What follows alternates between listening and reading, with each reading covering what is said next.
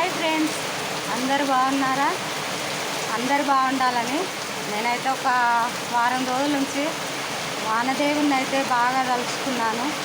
దేవుడా, పాపం మాకంటే ఎలాగో పొలం పంటలు లేవు కాబట్టి పొలం వేసిన వారన్నా బాగుపడాలి, వాళ్ళు సంతోషంగా ఉండాలి. పాపం కొంతమంది జనం అయితే రైతులు చాలామంది నాట్లు వేసి కానీ వరి పత్తి చేనులు వేసి కానీ వానదేవునికి కొండంతగా ఎదురు చూసిరు. పాపం ఎదురు చూసినందుకు వానదేవుడు ప్రజల గురించి కరుణించి కురుస్తుండు.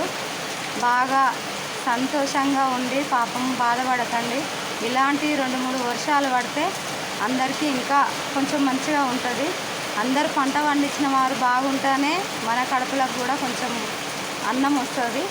వాళ్ళ వల్లనే మనకు అన్నం అనేది ఇదవుతుంది. మనం ఇళ్ళల్లో ఉన్న వారికి ఏం అర్థమవుతుంది? అర్థం కాదు కదా. ప్రజలకు పంట పండించుకున్న వారికే వాన విలువ అన్నది, వ్యవసాయం విలువ అన్నది తెలుస్తుంది. ఇగో దేవుడు అయితే ఈరోజు కరుణించి దర్శనమై ఈరోజు అయితే ఫుల్గా మా ఊర్లో బక్కాపురంలోనైతే బాగా పడుతుంది వర్షం. Bye friends.